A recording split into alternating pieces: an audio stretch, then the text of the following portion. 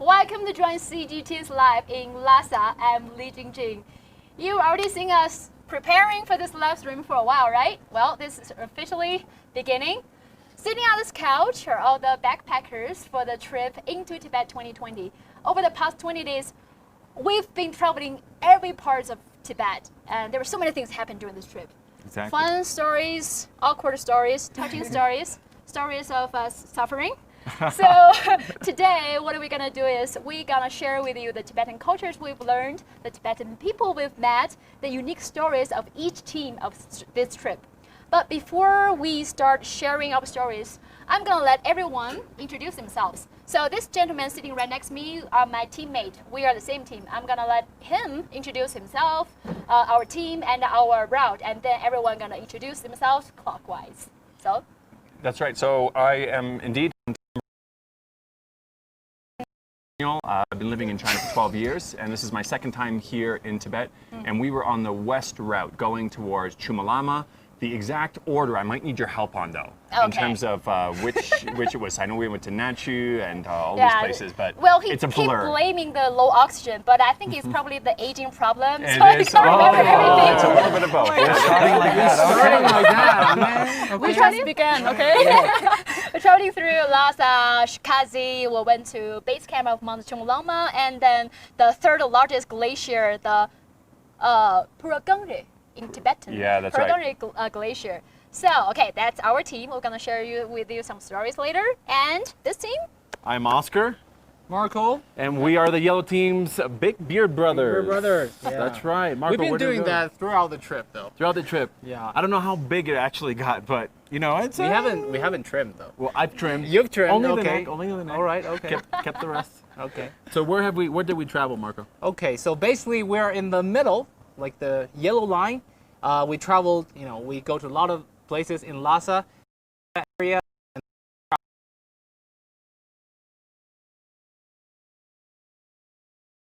But the farthest place we got is a county called Cuona. It's very close. Later. Now Then on we this move side. to These guys. Hi. Hey everyone, we are Team Blue. I'm Abby, and this is my buddy Noel, nice to meet you. And we are Team Blue, as we said. We have something blue here. Yes, we have something blue. Okay. We prepared well. And since we don't have Team Green or Team Turquoise, I'm in blue. Okay, yeah, you're Okay. blue. So I think we traveled the longest, Yes. the longest route. So we traveled all the way. We went from Lhasa all the way to the east through Ningchi. We explored the glaciers from to the subtropical forest. We caught chickens. Yes. We fetched fish. We fed cattle, and we rode horses. So excited to be here. Yeah. Okay, okay, now you've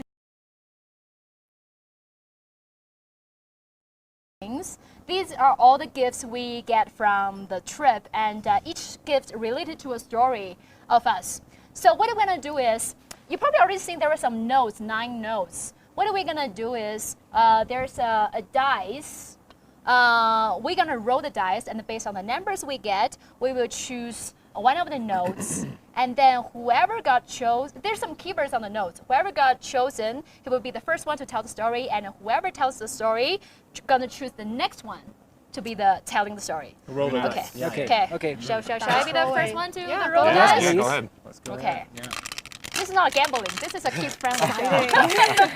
Okay. Okay. How do we do it? Oh. Okay. What number is that? Six. 6. Okay, let's count. Shall we start from over there? Yeah. Like this 1, way. 2, 3. Okay, this is the 6, right? Okay. Okay. You All got right, it. let's see. This one. I feel like you wanted to pick that one. It could have been any other. So I'm rolling. Okay, let's look at it. You Let's- got it. okay. You got it. Yeah. Let's see, what is it? Oh, sun-kissed folks. I knew it. Give Oh us my some God. Yeah, I Give knew cut it. ours. I knew it. I knew it. Okay. That's your story, right? Yes, sun-kissed folk give katas. How do we explain this, Marco? This is part of our trip. Right. It was somewhere, I want to say within the first week. Yeah, Day, first few days, day yeah. 6. I think it was day 6. Okay. We're going to be So- the one telling us the story. That's right. So sun-kissed folk give Yeah, katas. it's- Okay. You're probably wondering what that means. That was written by you, actually. Yes. So on day 6, you had already arranged something that was very special during the Right, trip. It was right. probably one of the highlights of our team during our trip. Yep. And that was to meet Yep. a local Tibetan artist. Right. and now he has become mainstream. And tell us why. Well, the idea when we first, came here, I thought because we used to know some Tibetan musicians, but in the old days, Tibetan musicians are known for their high-pitched voices. They sing folk songs. But then I realized that, is it still like that today? Why don't we know someone who's more reasoned, more famous here, actually liked by the teenagers here, So, speaking of which, then I searched online, I didn't hear about many They got Tibetan. CDs? Yeah. This is the guy.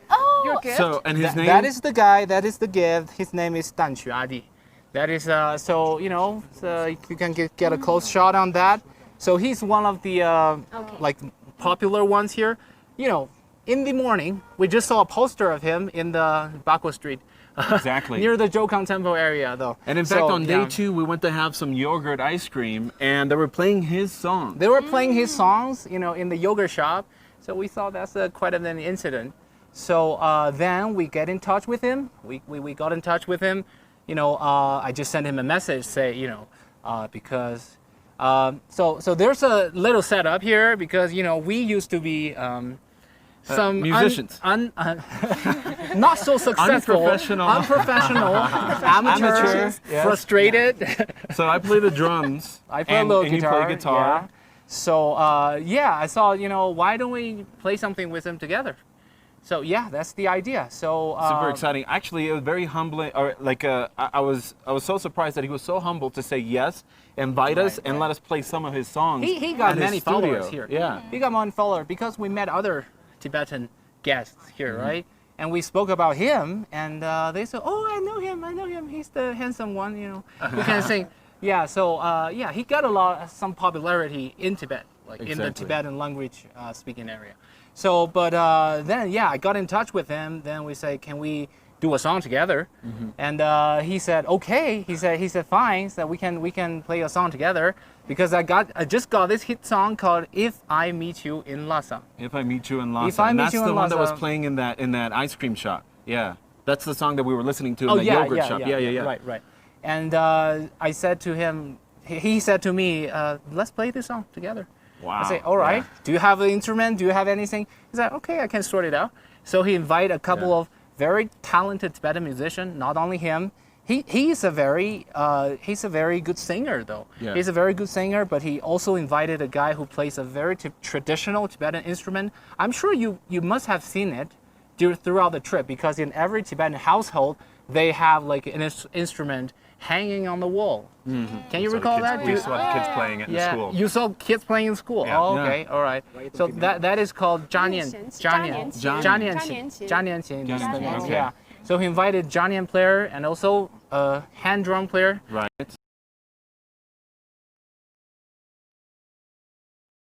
Important role though. That's true. You And got that's more- related to that keyword that we have on You're that gonna now. explain that. Okay, so Right. I'm gonna pull up my phone real quick because these Oh, are the okay. lyrics that we wrote. Because what we wanted to do was something different. So Yeah. he said you can play this song that's very popular here in Lhasa, and then Marco said, hey, why don't we come up with some English lyrics for it? Right. So we changed the second verse of his song, and so then I You wrote read it some out lyrics. loud. Okay, You I'll read it out loud. I'll probably can ask one of the directors here to play a little clips of the songs we're playing together. Okay, all right, they got it. They got it. Okay, They got so it. Do we want to sing it together? We wanna horrible hear. singer. Oh, please. wanna hear. Please sing it out loud. We're gonna Okay. be doing it, man. Karaoke How about time. let's do this? If you want to sing it, can you do the Chinese chorus and then I'll do the verse?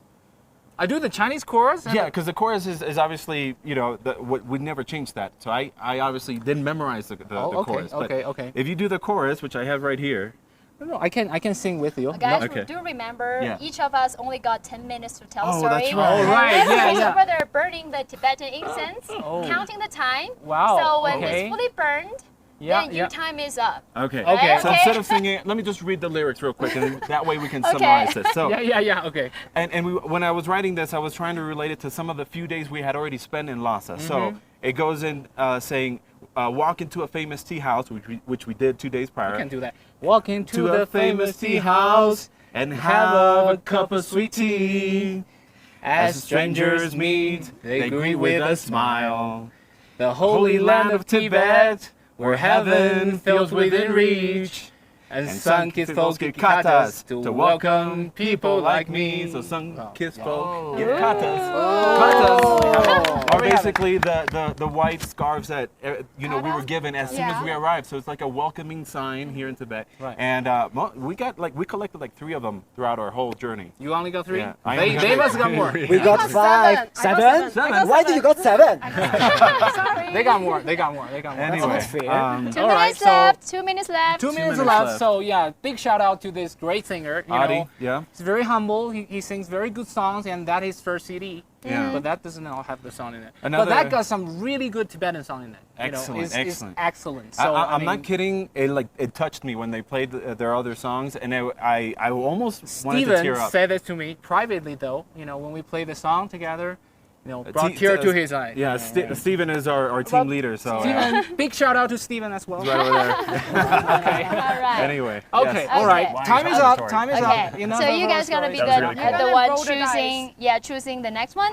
But while you guys are rolling the dice, I will once again tell our audience Where we We are? we are in Shangri-La Hotel in Lhasa, do and the we are shaking? sharing Not the do that. stories from each team throughout Tibet in the past 20 days, and they are already choosing the 110 stories, but each person only got 10 minutes to tell stories, and our editors is counting the time behind the camera with Tibetan incense. So once the incense is burning out, then your time is up. Yeah, you But- start seeing the angry look on the face saying, yeah. all right, so let's roll the next Okay. one. Let's roll. Okay. Oh my god, I'm so nervous. So I just put on top. Yeah. Okay. If it goes over, you can that's- start from the Nine. beginning. Start from there. Okay. 1, 2, Okay. 3, 4, 5, 6, 7, 8, 9. No. No. That's 9. 9 should be this one. Cause Oh, okay. No, you No, start but counting. this is not 1, here. 2, 3, that 4, is- No, five, yeah, six, yeah, seven, should be eight, start nine. counting. So you go back to the beginning yeah, but again. 6 is already missing, so we should do this. Is That's what I mean. number But if nine. if we roll 12, we don't have 12, Ah, right? okay. So 1, 2, 3, 4, 5, 6, 7, 8, 9. Yeah. Let's Oh, do that. yeah. Okay. That's the way to do Okay. it. This is a bunch of people. Yeah, Yes, let's yes, reveal completely. the moment. Let's see what we got here. Expected Tibet. I knew it. Okay, All right. that's us. Team Blue got this us. one. Okay. Your story.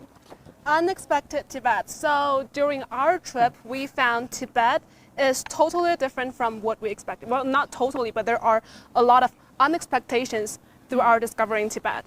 So first, because as we said, we traveled the longest route. Yep. We spent most of our journey in the cars, and the scenery outside our car windows keeps changing. And sometimes we wonder if we are still in Tibet. Yes. For example, for me, Tibet was like a snowy mountain place and completely dry land. So, Yeah, infertile land. yes, completely infertile land. But then we got to, what was it called? Ningqi. Yes, we got to Ningqi, and it was like a completely forest over there. A complete tropical forest, which like- it remembered me when I was in Northern Europe. It's Like if you can see behind us, the mountains here are totally different from the mountains we see in Ningqi. The mountains there, it has borderless forest on it, and all the Completely. way like 6 hours drive, and Yes. it's just forest, and it's not in Tibet. It's like forest. And after that, we went to Zhayu County, that's Yep. southern Ningqi part. That's even more Worse. different. Yeah, That's even worse. worse. Even better. I like it there. Oh, So there we met a local influencer called Apu. He is a Deng people, Yep. and he told us he will show us his hometown. He brought us to a forest at his hometown, but at first we didn't expect. I could never imagine that it's a forest like this. It's a subtropical forest, and it's huge. We felt like we are just small ants in a forest. we are Team Ant, you know. We are team. Team Yeah, Ant. we are Yeah. Team Ant. Team Ant means Team Avi and Noel in Tibet, but only at that time we finally realized why we were Team Yes. Ant. It's Because huge we are and so small in the middle of that enormous grass. It feels like we're in Amazon, you know. You Yes. can never imagine. You can never imagine that's Amazon Tibet. in Tibet. Yeah, and we had we had a lot of adventures there. Yeah. When we met Apu, he told us that when he was young, they used to go to the mountain and to look for their own food to survive. So even though they don't need to do that now anymore, we wanted to try ourselves because we are like that. I don't really know why, but we just wanted to try We just want ourselves. to try everything because it's so different. It's so different from what we expected of Yes, and then Apu took us to the mountains, and we first crossed an enormous river, Yeah. like with a tire line. The Zayu River. Yeah, the Zayu River. And we actually glided through the river over a zip line. Oh, yes. And it's not like a tourist spot. Anybody fell? No, we didn't no, fall. we We're did about really to. well. We did really well. And then we went into the mountain. Yeah, we went into the mountain, and when we went into the mountain, like a little bit 2 steps, something like that, we Yeah. thought that we were in the middle of the mountain, and then Apu disappeared completely. We couldn't find him. So we were like stuck in the middle of nowhere. Yes, completely alone on what we thought it was the middle of the mountain. And there's no path. It's just mountain. There's a creek and several rocks, Yes. huge rocks. And we saw like 6 yaks there in the mountain. And, And a snake. And a snake in the river. And also we saw countless spiders, Yeah, bugs, well, the spiders were like this. this big. Did you see any in your hotel room or anything? Like in your room? Oh, that's another story. That's another story. different That's another story. In one of our hotels, we saw like, I'd say 300, Yes. 300 flies. Yeah, but you're The going next away. morning we woke up. Let's go back to the forest. Yeah. Let's go back to the forest. Focus. Didn't They mean to had 10 derail you. minutes. They had 10 minutes. Yeah, Okay. and then when Apu appeared like half an hour ago, it seems that he changed the source of the water Yeah. that came from the mountain to make it easier for us to catch To fishes. fetch fish. Yes. So that is like the original, the most traditional way for Deng people to fetch fish. Yeah. They moved the rocks, so change the route of the river, the creek, so to another way. So because the creek was so fierce, Yes. it was really fast. And then after that, it's just like a pond. Yeah, like So a we can small catch pond. the fish easier. And we we catch- caught like 5. 5, 5. I caught 2. and I caught 1. Okay, Apu caught 2. but mine was bigger. They made yours it so are bigger. easy for you. And then we ate that fish in our hands, and then eating it like if you had anything less to eat. So at least for me, that's a really mind-changing experience. There's no supermarkets on the mountain, you know. Right. Yeah. So you and guys that's- grilled it, like you guys cooked it outside after you caught it? Okay. Just beside the creek, the river. So Deng people has this really sharp Tibetan knife, and she just cut some branches and just burn it. Or like kind of a skewer, put it through it. Yeah. And then, Yeah. Oh, that's burn so cool. it on the skewer, and also we burn the wood into coal and cook the fish. Yes. Yeah. And that would be all for our adventure in the mountain, I guess. Then we Yeah. come back. We're And alive then here. That's mountain. That's like a primitive Amazon forest. And then the next day we went to Kemdo City, Oh, yes. and that is like the most modern city in Tibet. Yeah, oh my God. When we got there, we So were coming these two out are so different. completely. We were coming out from an Amazon in the middle of mountains, and then we got inside of a stunning city full of buildings and skyscrapers and lights. And it was amazing for all of us because for a lot of people, we think that Tibet is like got into a normal city. And it was like, is this still Tibet? City is also referred to like Tibetan. Leader actually told us she saw the best water in her life there in Kemdo City. Yeah, Such a but you really contrast. cannot imagine. Like Kemdo City was full of skyscrapers, fountains, like squares, and it was completely surrounded about mountains. Yeah. It was like a small Chinese Atlantis growing up Atlantis, in exactly. the middle of the mountains. In the middle of mountains. Wow. It's really hard to imagine because we saw so many different like Yeah. different like Completely different landscapes and Right. yeah, it's hard to picture that because it's just so diverse. Yeah. And also, Noel was talking to me that he thought Tibetan people live a calm and Oh, peaceful yeah, life yeah, in yeah. Tibet, but actually we had so many adventures. Yeah, when we got to that city. Are we gonna talk about chickens already? How much time do they have? We still have time. Our stories are the not best, much. so just give us yeah. time. So in my life, before I came to Tibet, I would never imagine ever in my life I would catch a chicken to have that Shigatse in Lulang Forest. Yeah. We have to catch the chicken. At least for us, because when we see Tibetan people, they were catching the chickens like that.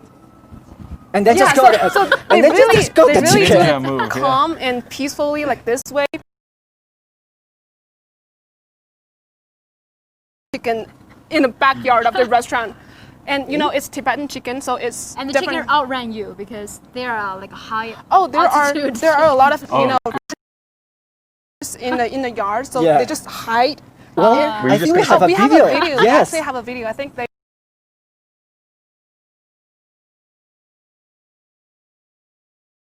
Yes. So we can't only chase them on the ground. We had to catch them like this. We were jumping up to catch the chicken. But you know what? It feels good. Yeah. You know, when Because you we catch it got in your them. hand, you can touch. And it actually feels good. I don't really like the First. chickens. I prefer to eat them.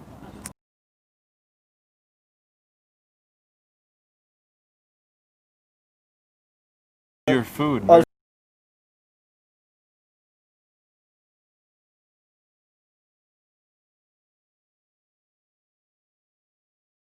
From we didn't eat. I like it. I like my chicken. Okay. So I didn't eat that one. So it's You probably like his, your chicken? his brother and sister. I don't know.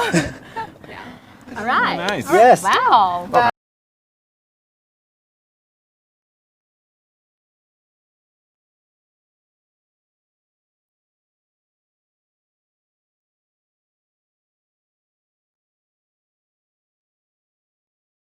Reveal grab it? it? You want to reveal it?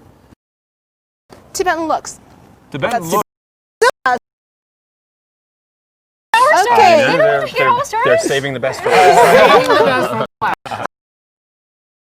Yep. The first thing about Tibetan looks is this. Oh. That is our third day here in Tibet.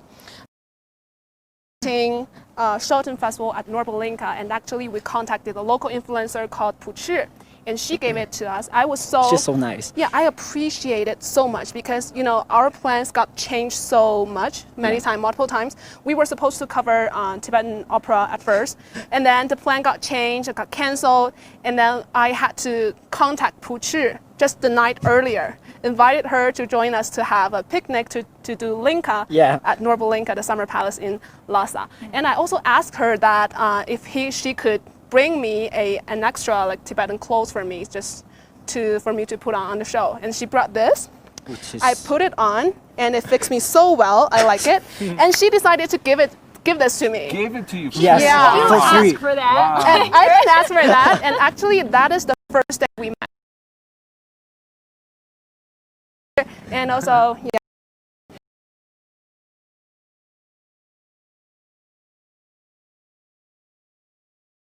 When we were going to Linka, I went just to have Linka with other people that I just met that day, just to have a look around at what we're doing.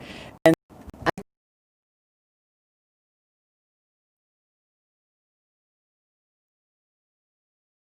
which things they usually do, for example, they go to have Linka all together with a family, and they all make, or they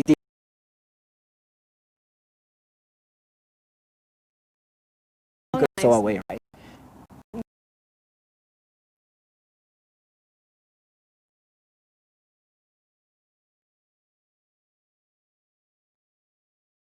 This is a yeah. And This is a necklace. I got this on our 5th day yeah, during Shorten Festival.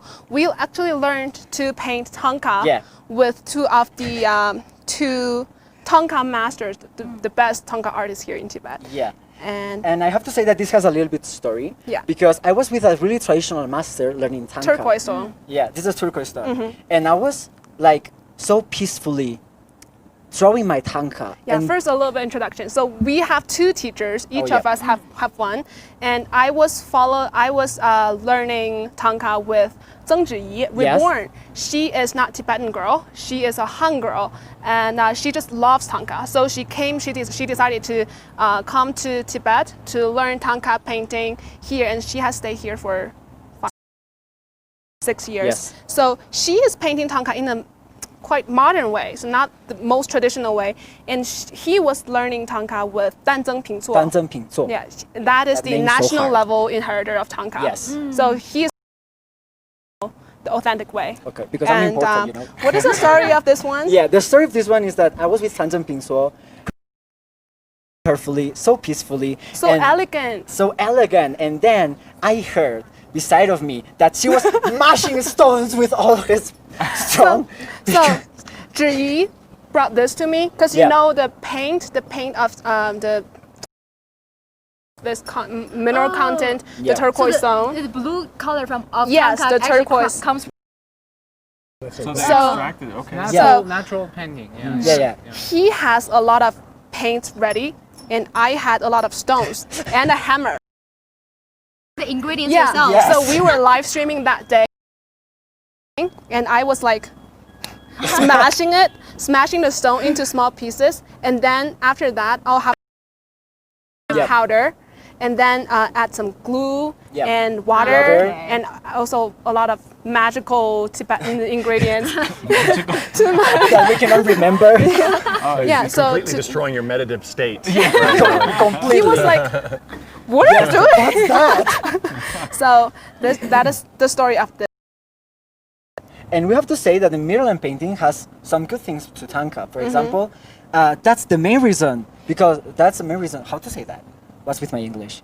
That's the main reason to preserve Oh the yeah, colors to in the preserve the Thangka. color so Yes. that the color of the Thangka painting doesn't fade away, because Yep. it's all natural. Yeah. It's from the mineral, the different kind of stones. So that's yes. it's not Yes. like this is a stone that was painted. No, No, no. it's no. also amazing. color. If you That's like if you vibrant. hammer the smash color it, to Yeah. paint the Thangka. inside is still turquoise Yeah. color. That's Yeah. how the Thangka can last for like hundreds of years. Thousands of years, actually. Never Yeah. Still the same color. Oh, we And actually yeah, we have other brought. Thangka. Yeah.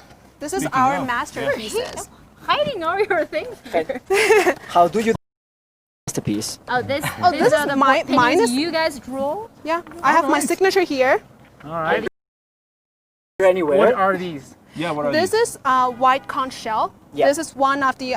I'm sure you probably have seen it here because it's everywhere in Tibet. It's actually one of the 8 auspicious signs of the Tibetan Tibetan symbols. It really means the beautiful Buddha, the hearing of Buddha spreading over the scriptures can be spread wide over. Yep. So And now the colors that you guys use are also the natural colors. That this color is actually. From that Where's stone. my stone? Yeah. Is it? Yeah. From the Yeah. stone. Yeah. oh wow. Really? Okay. Yeah. Okay. So after those magical ingredients, That's Okay. amazing And, that just comes yeah. out of nature like that. Yeah, There's yeah. such vibrant colors. and actually you can see, although it is white, but we have paint Yeah. You painted, multiple yeah. layers. I think that I paint 3 layers. Well, I painted one that's of another them. way to preserve the color. That we didn't cheat. Others didn't help. Well, you guys also. So yeah. All So this right. is the necklace, the second look. We have another one. This is a bracelet. That much We still time have to we keep still have sharing. time. We still have 4 time. We minutes. still have time. Oh my This God, is we are the a, most important team. Let's just speak. This is a bracelet by a living Buddha. I know you have a bracelet as well, Oh. but yeah, here. Wow. This is a bracelet given to me by Sita Doji, Star Doji. We learned he is the inheritor of the Epic of King Gasar. Yeah. We learned that in Kemdo, and there's a legend Yes. about it. But I think you will tell the legend better than me because I don't remember. You It's know, so long. So you know, More than 4 minutes long? I'll keep than- it 3.5. More Okay. than 1 million verses long. They really Okay, want to tell their so stories. Yeah. All right. the okay. King Gasar is a legendary hero in 11th century Tibet, and he had vanquished the evil and helped the poor. So there are still a lot of festive activities and religious rituals to pay tribute to him. And the epic of King Gasar is actually the longest epic in the world. Yep. It has 300 chapters Yes. and more than 200 million Verses. verses. Yes. And 1 million. 1 million. I can't remember. Like, There it's are so too long. many. You just It's- understand, You it's so must know the Homer epic, right? Yeah. The epic Yeah. Iliad. The epic of King Gasar is about 30 times longer than that. Yep. And to become an epic, the King Gasar narrator, some people like Siddhar Doji, he just need to have a dream. Yes. And after he made that dream, he can suddenly remember and recite epic. Oh. So, yeah, Yeah. you can't. It's like inexplicably, but Yeah. but it's real because we tried to recite that and we did a little math. With our speed to learn the whole epic, we need 190 years. But I have to say that she really memorized some of the verses. So please, let everybody know how amazing you are. Only a small verse. Okay. I didn't have that dream, by the way. La ta la li, ta la mu le ye lan lo ri, aka ala. I can't. You can. Done it a lot of times. Ala nga ki guru ri, sendi je san no ma shi nga, sha cha mu le, ge sa cho li. So this is just a little. What does it mean? It means I have a song. It's my unique song, and I'm singing it to you. This is. Do you know where I am? This is the place where King Glacier lives. So this is just like the intro part of the. Yeah. She's amazing. I cannot understand how, but she's amazing. I wish that I could have that dream, so I could. Yeah. That's amazing. And that was in Tibetan, right? Just to make sure. Well, you just. Yeah, that's recited. Tibetan language. Okay. That's Tibetan language. We made sure we double checked that. Okay. Pretty long Alright. time for you guys. I'll be. Yeah. Okay. No, we haven't even finished yet. Oh, you haven't? Already time is up. Okay. Oh, 1 more minute. Our director said 1 more minute. Okay. So we not only learned the epic narration narrative, but we also learned we are important. So we also learned the dance. Yes. And he was playing the role of King Glacier, and I was playing the queen, the Glacier queen. Sadly to be the most prettiest, the prettiest woman in the world. Yeah. And we were doing a little dance part, and our director Let's showed have a look that. at Yeah, so we had that costume, and And it was amazing and so heavy. yeah, that's pretty much. Yeah, that's pretty much all. Yeah, I we have still some have 30 high- seconds left. So I have some high altitude sickness after dancing yeah, because that. the dance is really. What was the altitude there? It's about 4,100. Yes. Wow. Jingjing did a 4,300 dance Oh yeah. with the, not to show, I didn't mean to show you guys up or anything like that. Jingjing can dance Represent everywhere. We can make a bit competition if you want. Yeah. After this live stream, we're gonna have a Yes, competition. we're gonna have a competition here. It's amazing though, now that we're back from those places, we're absolutely fine in Lhasa now. Though. Yeah. Like, this is like low ground for us now. Yeah. Perfectly fine. Yeah. All right. Okay. Oh yeah, it does again. Okay, you guys want to choose the next one? Okay. Us again. 5. 5. 1, 2, 3, 4, You 5. take it. Okay. It's a little bit windy. It probably Nice. must rain during this live stream. Okay. What? What's this? Birch balls? Birch balls? Is that in the English? Birch Birch balls. balls. Back to us. So sorry, guys. Really Oh my god. It Yeah. wasn't guys. prepared. It wasn't prepared at all, you Probably know? some prepared Prepared at all. yes. Wasn't prepared at all. Okay. Let's get So out. we should over there. We pick them Show up. this. Get out to the story of our lovely birchwood balls. What is that? What's that? So you want to hold them? Yeah. So they can. I think he's the cameraman zooming in. Right. He's Perfect. seeing it perfect. Okay, over there. But anyway, these are well, not too fancy looking, but it's probably the most precious gift we've got. You know, if you want to have a look, yeah. Yes, please. You want to pass it by because that was made by Moinba. Moinba ethnic minority Moinba- man. Man, Yeah. yeah. Moinba ethnic minority living in Swana. The border area. Suwana County. This is the border. It's like very near Bhutan and India. And you were talking about tropical forest. You know, this was like a forest as well. Yeah. It was so different from all the other Right. places that we had visited. But Because we travel from 4,500 meters elevation and all the way down to 2,500. yeah, So within it's like an hour. yeah, within an hour. It was like that. The road was like that. So when we finally get down there, it's very similar to Ningqi kind of thing, as local. But it's a place called Lebugo, Mama Xiang. You remember Mama Xiang? I remember Mama that. Xiang. That was a place, in history called Menyu area. Is mainly inhabited by Moinba people. Right. They speak Tibetan, but they have a very unique culture. Very, very unique culture. Very unique culture. There's about 650 people living in this village population. 500 of which are Moinba people. The other are Tibetans. Tibetans. Yeah. And this man, 71-year-old, learned how to make this. his age. He was, I studied. I made some notes. So basically, 71-year-old man, and at age 25, a master taught him how to make these bowls made out of birch wood. Birchwood. Yeah. And so we went there. We went to his home. He had a little shop, and we saw him. We saw him do this and carve these. and it's amazing. He's got all types of sizes. A bowl about this size will go for about 500 kwai. So because he made it himself, and 500 yuan. And it's by the birchwood. He did not chop down trees. He only pick up the birchwood. Oh. Yeah, it's for environmental concern. He doesn't chop down trees. Yeah. So he only collect the birchwood, from the ground and made it into the bowl. Is this from one solid piece? Or? Well, I actually from one solid piece, right? Because nothing is actually Yeah, seams. you guys have- there's no seams, and I It's will like a get things shot. around. Yeah. We're gonna get a little bit of a detail into a picture that is being shown in the camera. Probably you cannot see the pictures there, but that was one of the most unique pictures being taken throughout the entire trip because there were 5 people in it, and one is of course the Moinba people, and the second one is the Tibetan local official, and the third one is you guys. So you come from the west, and we had Yasser from Arabic channel joining us, and me. So we have 5 people, from different ethnicity in the same picture. Yeah, So I it's think very that's special. like a pressure memory for me. Exactly. No, definitely.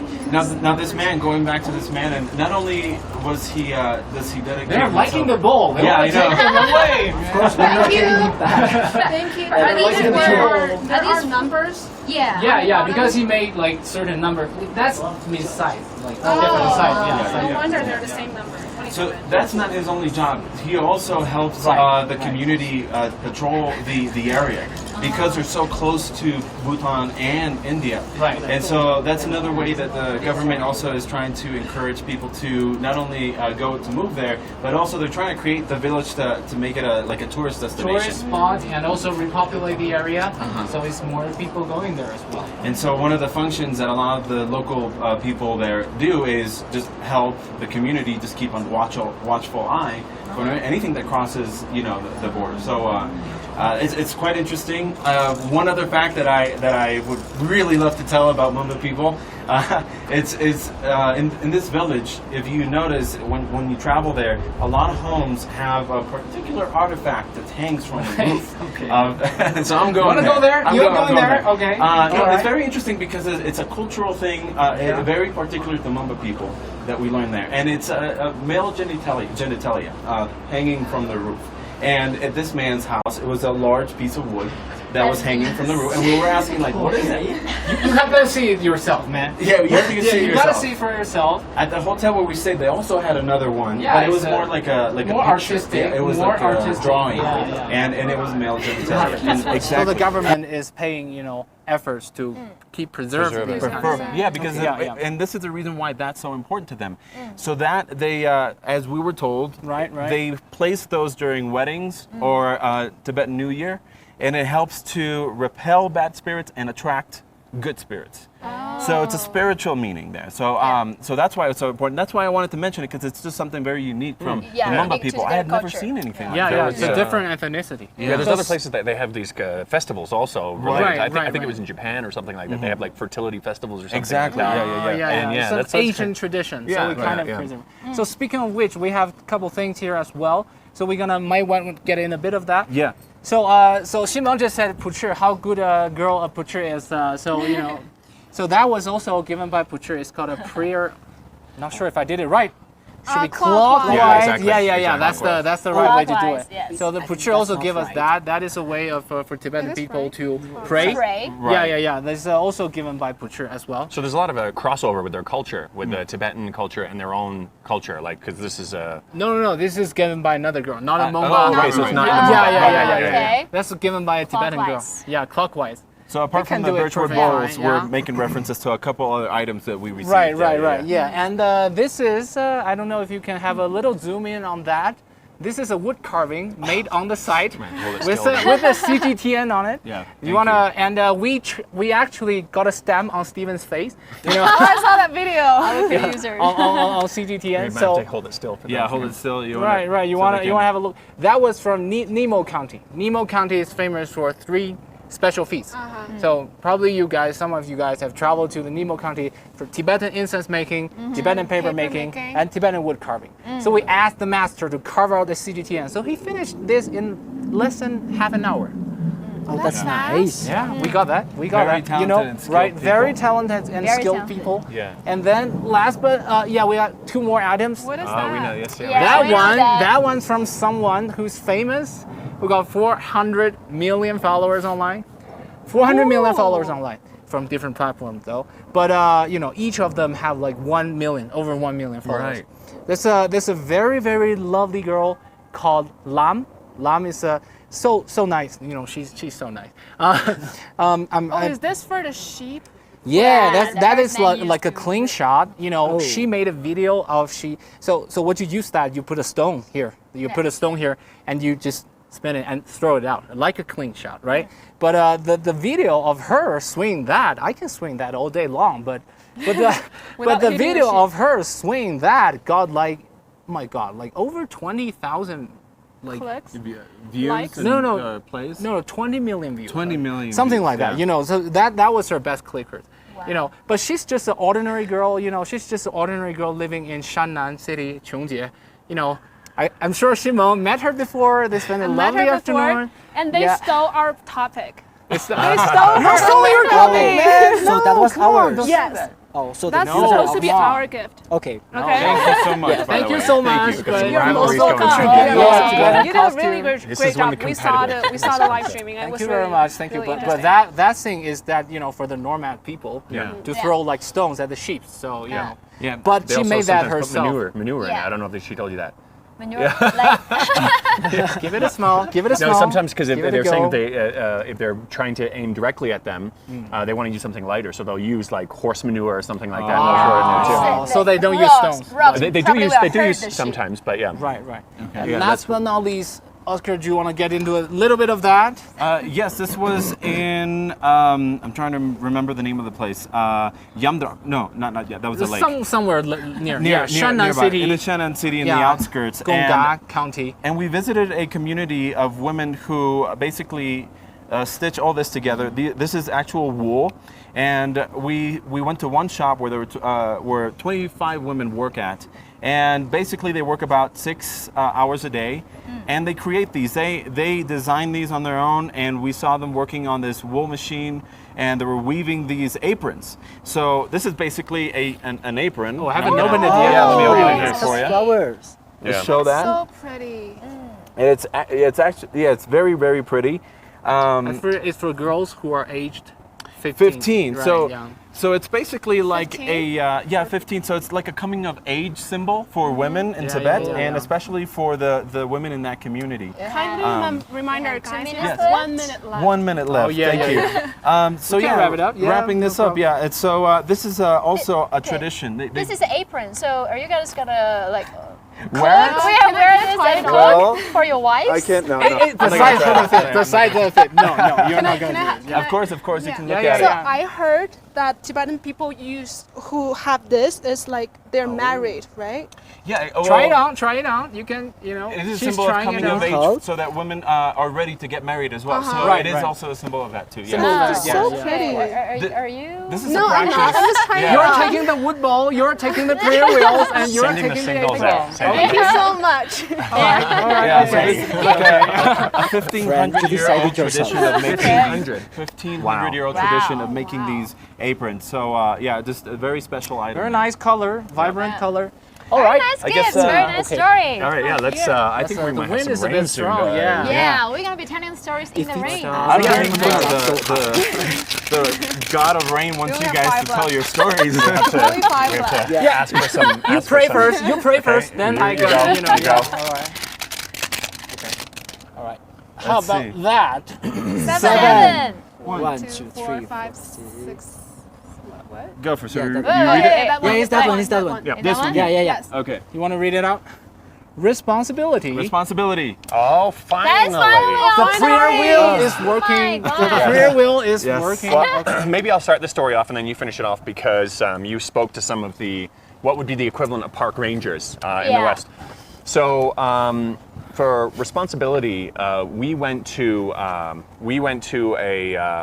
the third largest ice field in the world.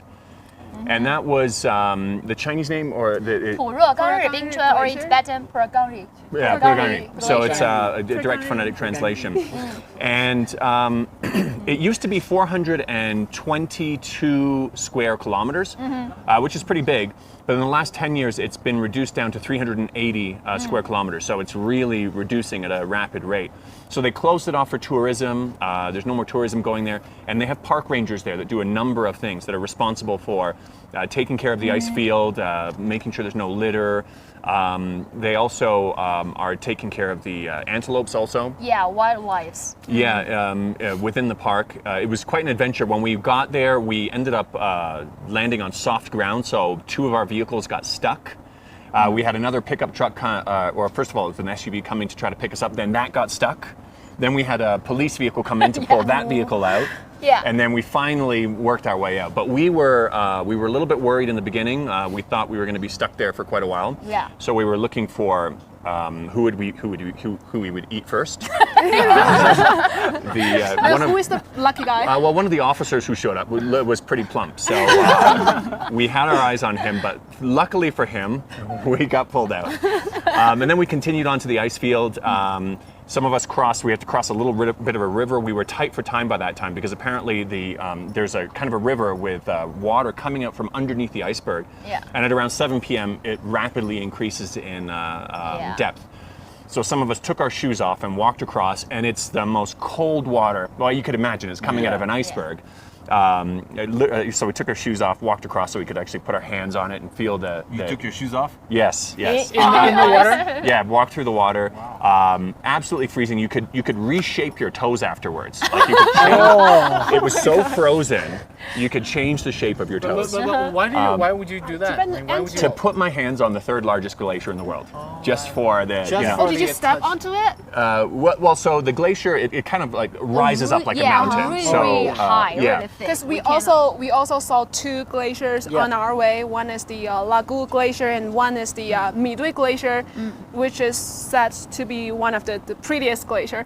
But for the Lagu Glacier, it used to be huge. I thought this is our story time. But anyways, but to the point. It's a good story. To the point, did you get to stand on? You were saying you got to stand on because it? like 40 or 50 years ago, there was a whole land of the glacier, the iceberg. But right now, it has only like small pieces of ice floating on the lake. Oh, okay, yeah. No, this is rapidly decreasing also in size.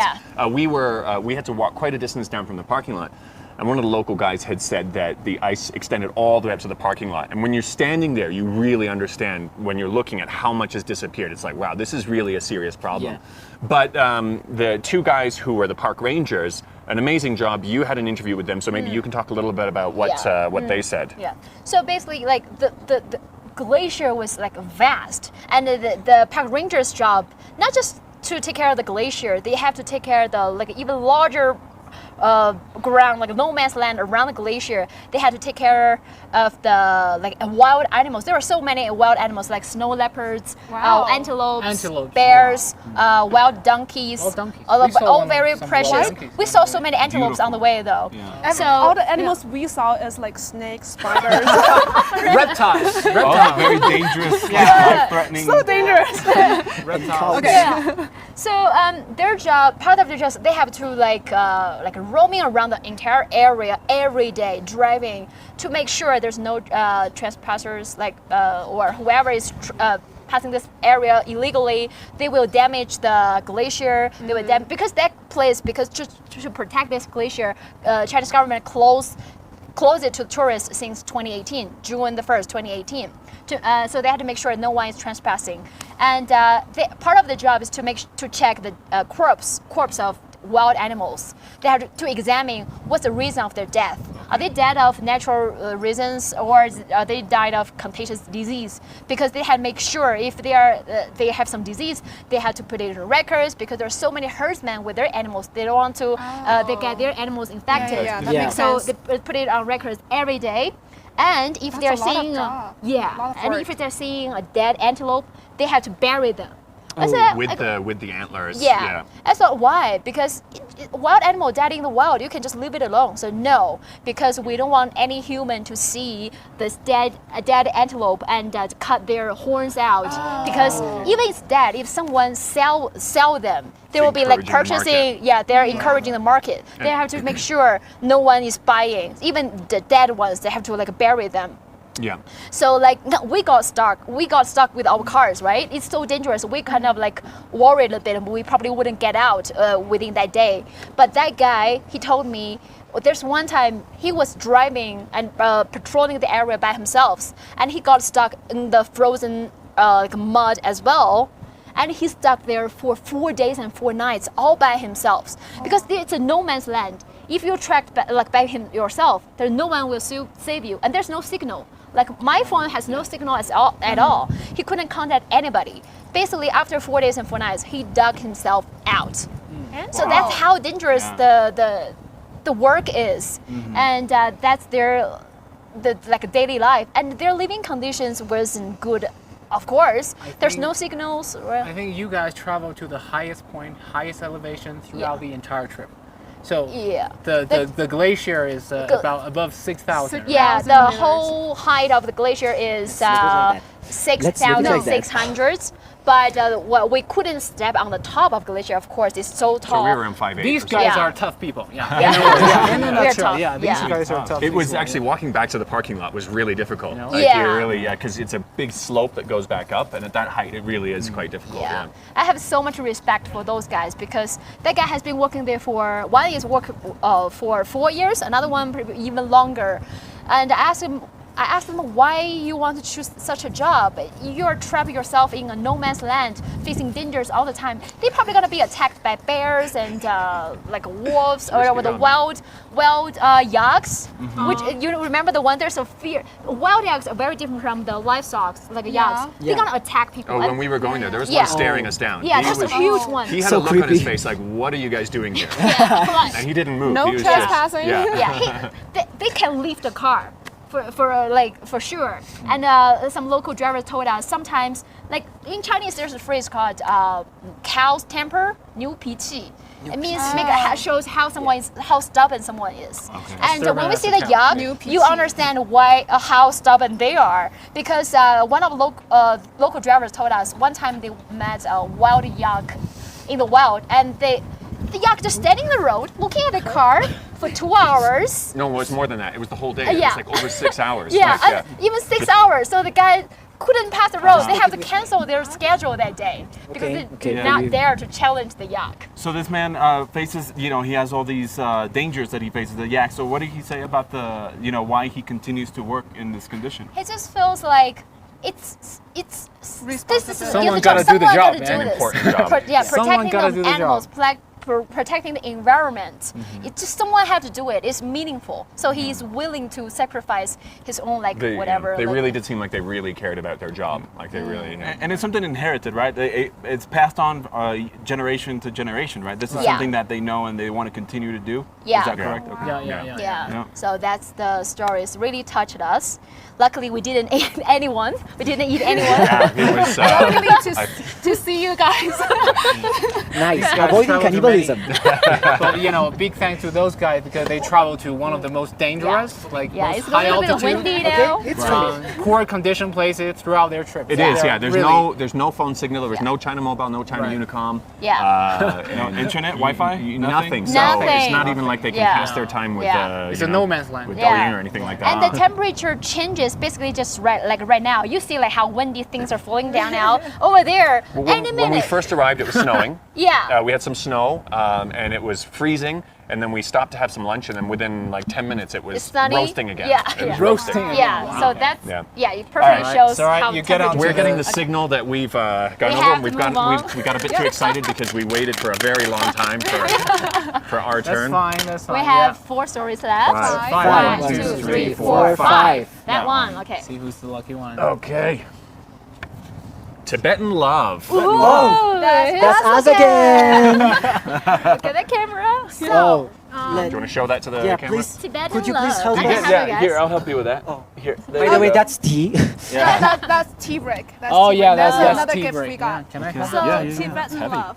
Yeah. During our trip, we saw many different types of love, and those stories are very touching. I think you can start from your. Yeah. Well, first of all, I think we have to say that these types of love are not the type of love that we are used to. Used to see back in Beijing. Yes.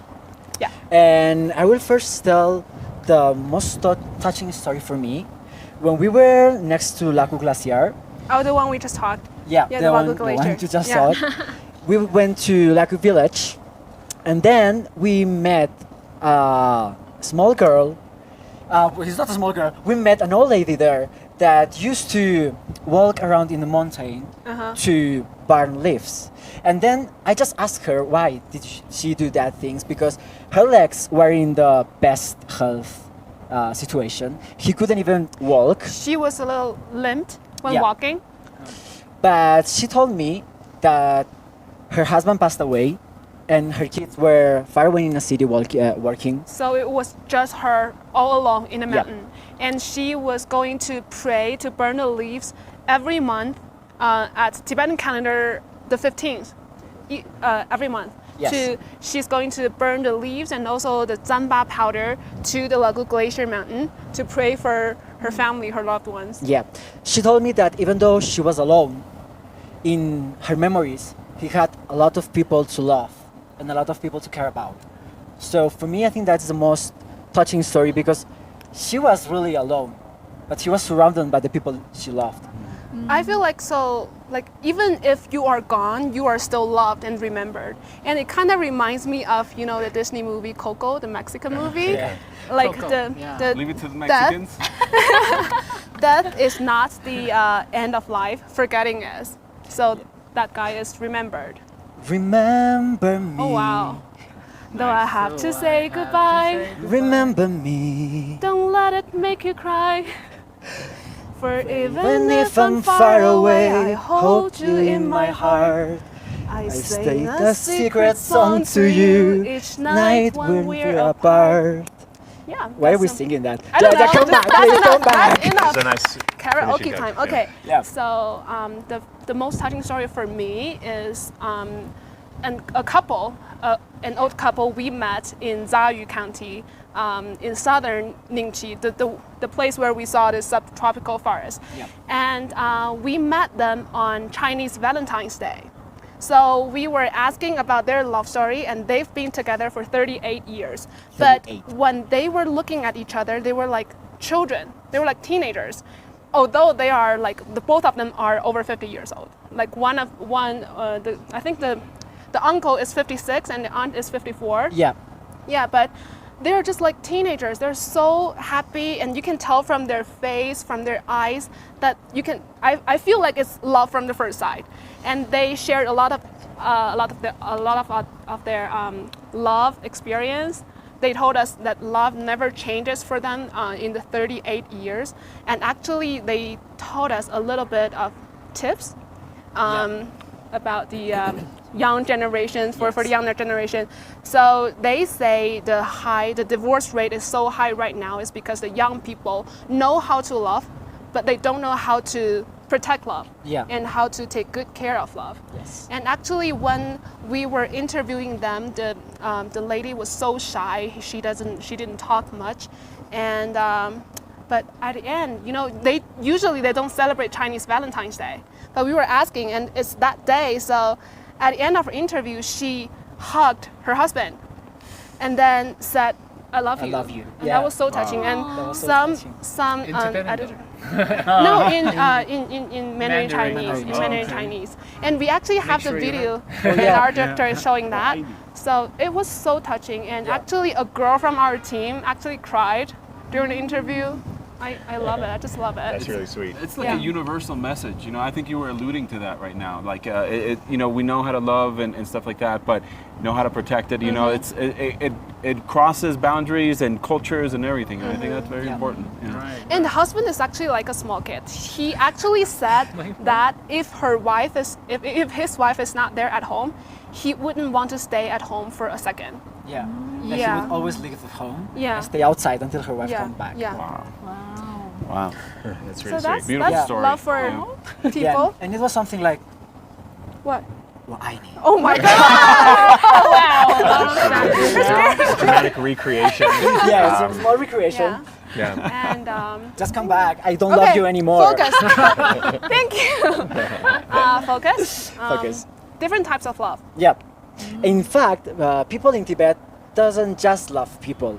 They love, like the Red Team was telling us, they love animals and they Yeah. love the landscapes that they have here. Love nature. Yes, they love nature. So I feel like here in Tibet, I saw the best illustration of animals are humans' best friends. Yep. So we we covered the equestrian show during the Shelton Festival.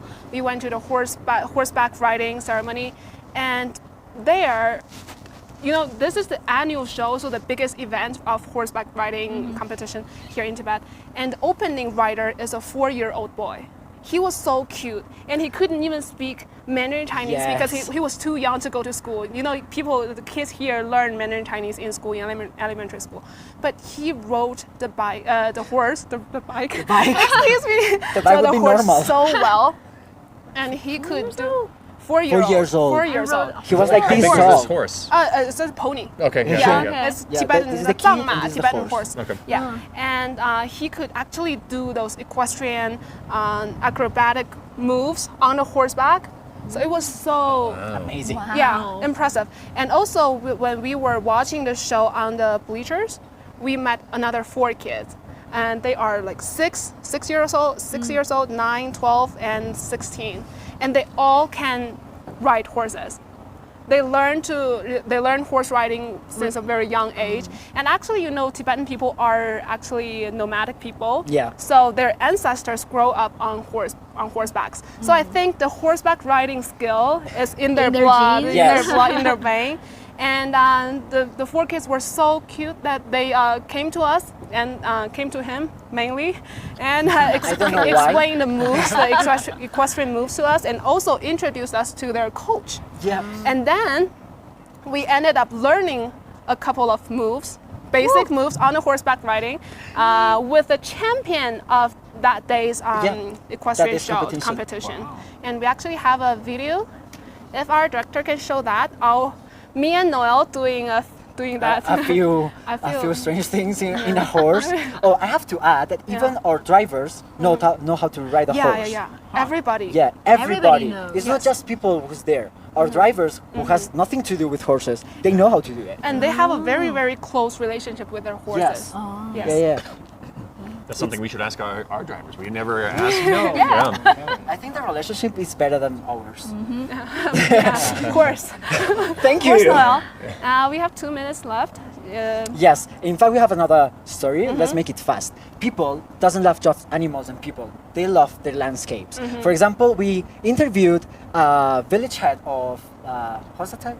Rangwu Lake. Rangwu Lake. That's also Yeah. in Kemdo City. Yes, and it was a small village called Rangwu Village, and that man just told us that he loved the lake, he loved the blue sky, he loved the mountains, and that he felt that he really didn't need anything else rather than that.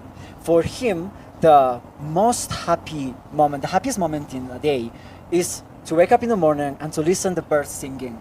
And he says that everybody that goes there will be able to notice that and to love that place. And we were actually doing this interview on the rooftop of his house. Yeah. So with the sky, the blue sky, the white cloud, mountain behind us, and also a lake there. So it was amazing, the landscape. It's really nice to know that where we don't see anything, other people can see happiness and be fully happy all the time.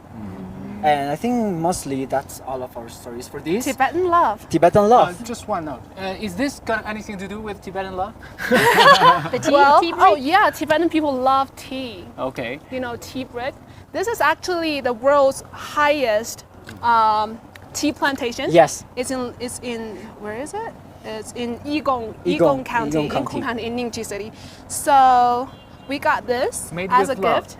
made with love and with a little bit of money. This is actually Potala Palace. So this is a Oh, we decoration. can see that Yeah. in the And, back Very as well. good design. The T. Oh yeah, right Yeah. there, right Just there. behind The real us, one the and the same T one. thing. Oh, The yeah, T one. And And Is this- here is it this- says Oh, sorry, go ahead. Jashi Dele. Jashi Dele. Very delicious. I'm sure this is the first Tibetan language for each of us. Show it to the camera. So Yeah. this is the back. Jashi- There's Jashi Dele. in 2 languages, Uh-huh. Tibetan and Mandarin. Mandarin Chinese, and also here is the Potala Palace, and this is the name of the tea plantation, Yeah. Yigong tea plantation. Do you know if this is considered a pu'er or what kind of a tea is this? It's Tibetan tea. It's a specific kind of a Yeah, you Tibetan. need it No, to it's like not a break specific. consistency. So you know? after we went to that tea plantation, I finally knew that, green tea, black tea, oolong tea, Tibetan tea, they all grow up on the same tea tree. They are Yeah. the same So plant.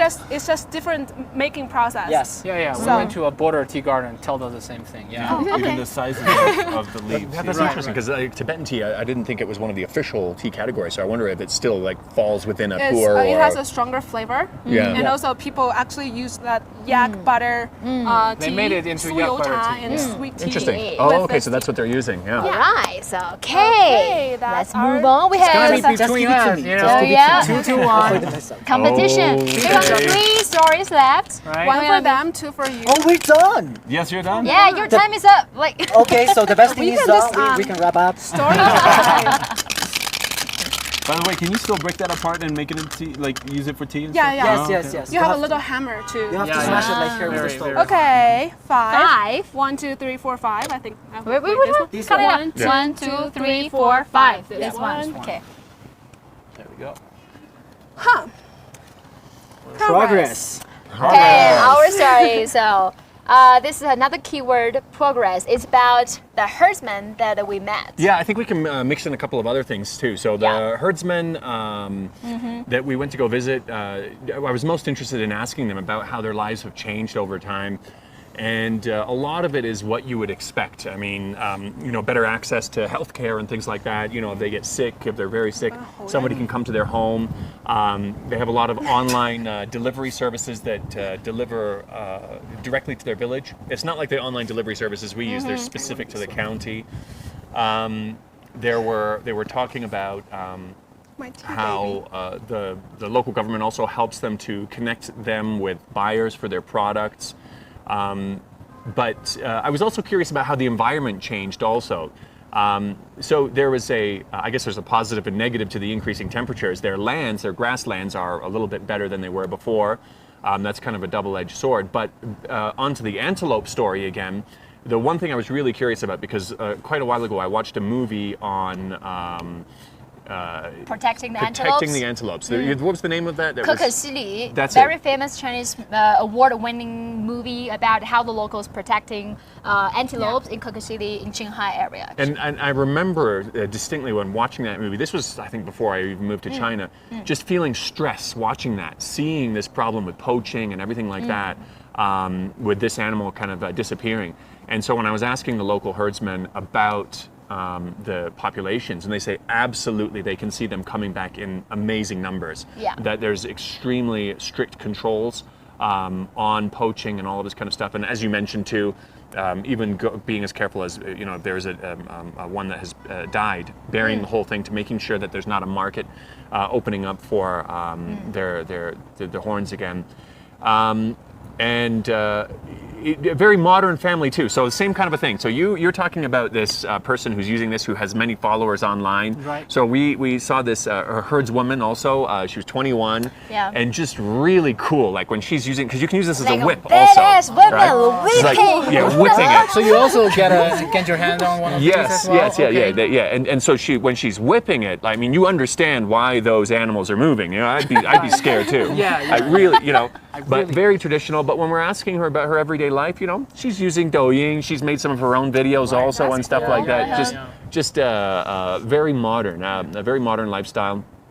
We were asking some of her parents if they feel hopeful about the future for their kids with how things are developing and everything like that. And it seemed to be a real. She's only 21. She's only already hurting livestock. She's herself. that's her Okay. main That's thing her that main she duty. does. Okay. But really cool. For the we had some photos that our producers can show to the camera while we are explaining the stories, because they're very hospitable. Like, we spend a really long time at their house. There's a ayi, I would call her like an ayi. Auntie, like a nice old lady. Yeah, she can't speak 普通话, like Mandarin. She only speaks the dialect from Nachu, the Tibetan. Like nomads, there were so many nomads in Tibet, but in the old days, nomads life, you would say like a little bit like homeless. They don't have a fixed home because they have to roam around, change grassland for their livestock. Like tents everywhere. Yeah, and you would describe their house probably shabby in the old days. But the good progress we saw is since 2015, like the state grid made sure all the stopping point, all their like houses had electricity. So they had electricity in their house. They had like this solar panels to make sure they have another source in case there's no electricity. Or and also the government dug wells in each family, each village of the nomads, so make sure they had clean drinking waters. And that auntie is 56 years old, so she's spending her life in that village. So I asked her like, how things are improving in your life. She said in the old days, because they're in the middle of the grassland, far away from everything. So like I'm just curious, how do you like get stuff? If you want to buy some groceries, where do you go? If you want to buy some medicines, see some doctor, where do you go? He said in the old days when she was young, if they want to buy some stuff, there's a village they can go. They need to ride a horse. They will go leave in the morning and come back at night. Spend the whole day into a village. If they want to go to a bigger place like the county, they have to take 2 days. They will go in the first day and come back the second day at night. But now, because there are better roads, it won't take half an hour by car for them to buy anything. And also there are some like services, because some e-commerce platforms came here to help the villagers, nomads. So actually they can deliver as well, and they can also help them selling stuff to other provinces. For example, like those things they could need those things themselves, and they can sell that to other village, other counties, and the e-commerce platforms won't charge any like commission fees. Part of the poverty alleviation stuff only too. sell the exact same price she offered. And if they want to like buy some medicine, they can just go to the county to buy some medicine. If they got seriously ill, they need some. If they're seriously ill, like they would just make a call. Some doctors will come all the way Directly from a to the county to their like any stopping point to make sure they can get medical care. So I'm just It's really a lot lucky. of progress. Yeah. I think we can add one small story onto that also in regards to the medicine, because it was really interesting to visit the traditional Tibetan hospital also. And so, I mean, this is an example of something everybody in Tibet was wearing during the pandemic around their neck. So it's got a string here. Oh, we got some wind coming through. And they've got 10 different kinds of herbs in here, and it's meant to kind of improve your immune system. You can smell it 3 times a day. But the interesting thing about that was that they use traditional Tibetan medicine, where they have a book that's Let me show you to the camera. it's got information in there that's 1,000 years old, but it's not like they're relying on this old information and not evolving. So to tie into our topic of progress, these notebooks are filled with things being scratched out, things being added to it. There's chapters added to it about COVID-19 already, and this is in traditional Tibetan medicine books. So it's amazing to see it continuing to evolve. I'm actually not wearing mine today. I was wearing every single... because the audio is going to get very noisy. I was looking for that. I was wearing it. It was a great conversational piece also. Even though Tibetans aren't wearing it anymore, they'll look at me Prevention and say... of pandemic. Exactly. I just saw it has 10 medicines inside. 10 different kinds of medicines. It's a necklace, so basically people wear it like a necklace. 3 times a day. Sneak 3 times a day.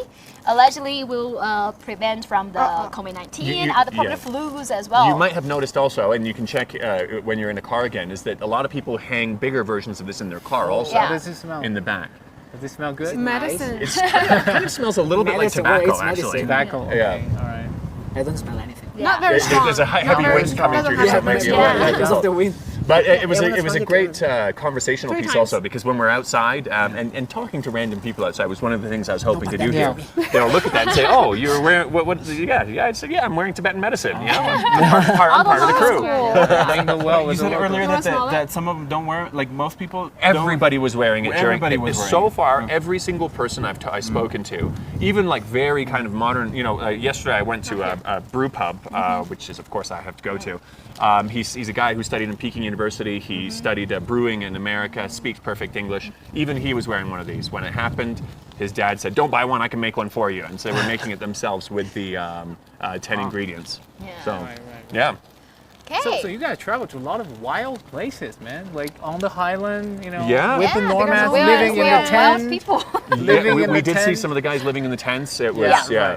really. Well, we went to some tents, but there are people relocated from Nachu area to Lhasa because people want to move them from higher altitude to relatively lower altitude, but give them a job, you know, Yeah. like one of those Relocation. relocation villages. Yeah. Yeah, exactly. No, it was an interesting journey. Okay. But let's Okay. See we got a how couple- our birchwood let's- balls stand strong, you know, even stronger than the team. Are those bowls for food or drinks, like a mainly red drinks. I don't shot think of you can tequila or contain any something? food in it, but it's for like shots. Yeah. Yeah, But see, Yeah, it's but like a see how shot. you know A the happy wind Tibetan is so shot. strong, and you have like two Yeah. Yes. small Yeah. birch Yeah. bowls. Yeah. Okay, we have. So It it's makes like between larger us. bowls as well, like Oh. for food as well. Right, So it's right, right. not only those. So it's yeah. between us, man. Okay, Okay, all right. between us. Let's Either see. stories left. Either team yellow or team red. I All keep right, saying that the five. best Five. stories are 1, already 2, told. 3, 4, 5. So that's one. That's the one. Okay. This is the one.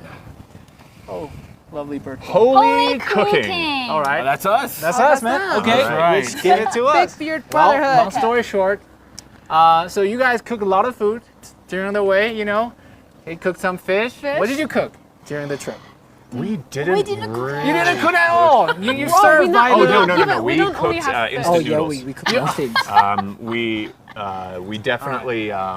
We sort of cook hot pot on the Oh, I base saw- camp. I saw you We ha- put the vegetables and meat. Eating No, the no, hot that pot. doesn't count, man. You know, compare with what us do. Actually, made we're a- gonna show you guys a picture right now of Right. what we're talking that's, about. That's like a short video of us getting prepared.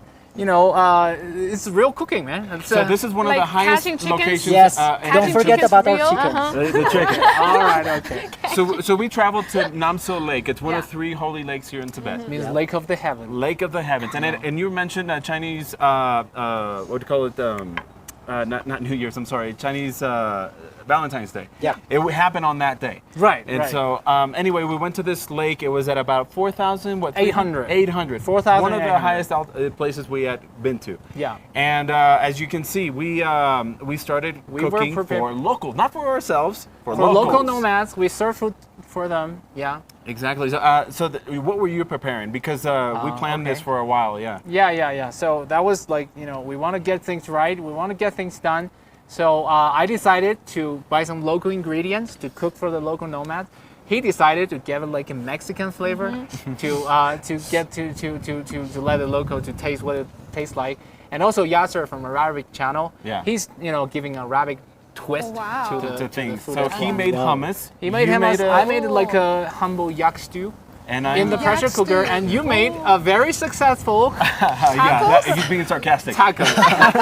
Very sarcastic. So I brought a corn flour from that is actually Mexican brand that I bought Yeah. in Beijing that was imported through Hong Kong, and I'm like, I'm taking this so I can make tortillas, which is a very typical Mexican. I'm sure you know, you'll taste tortilla before. tortillas yeah. before, right? You make it.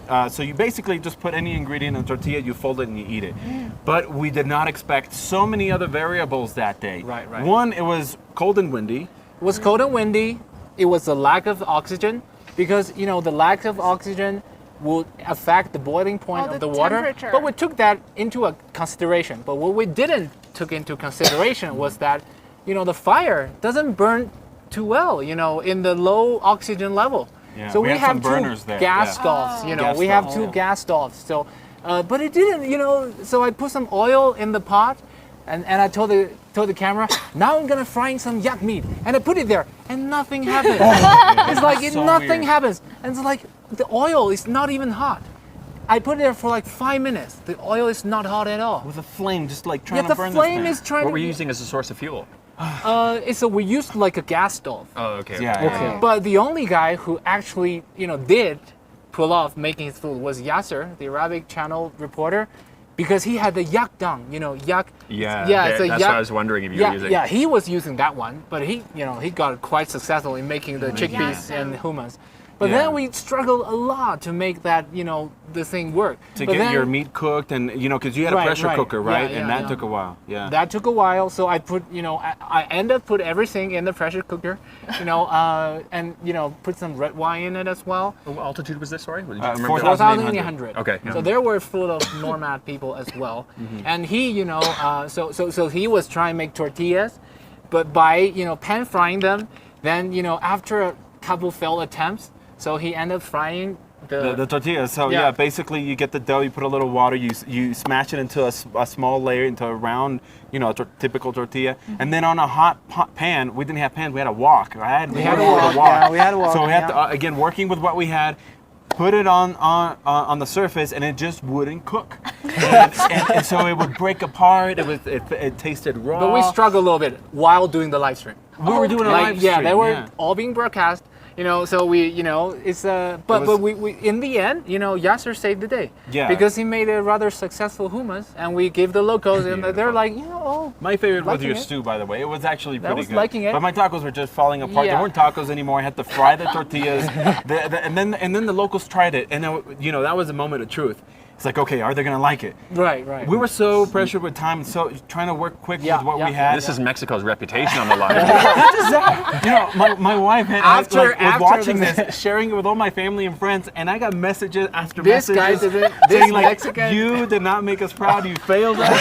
This was just so don't know how to embarrassing. make tacos, man, in front of everyone. Oh my god! But Well, in the end, some of us like the food. some of I the served locals, some of yeah. the yak stew, so I just give every work to the pressure cooker. yeah, we had 4 locals sitting down waiting for Right, hours. for I think. hours, for hours to get our Our food to ready. serve to them. But in the end, we served them something. Yeah. They like the yak stew. They like some of them like Half your. of them the tacos, because I also got a Mexican hot sauce for them to try. So half really of them want to didn't showcase the cultural side. Yeah, of they didn't like the very spicy hotness. How did the hummus go? Also, that was a hit. That was the hit, man. He saved the day.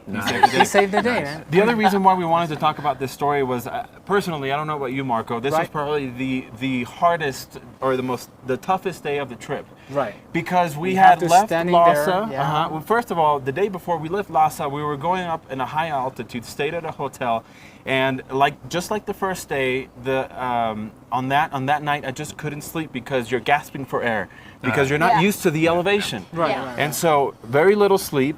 We travel over to even a higher altitude place, Lake Right, Namso, right, right. and then we're stressed out trying to cook this meal. We're under the sun for 4 hours. You can't see it now. We stand next to the lake where the Next to wind the is lake. blowing, Yeah. Constantly. Yeah. constantly on our back. So we were working. So everything is from the scratch, really. I mean, Yeah. we don't put anything like the raw yak meat, like carrots, like onions. You have some cilantro Yeah. going on. Some- So yeah. so we have to chop the meat, with the bone. We have to chop the meat. We have to make Wow. everything there.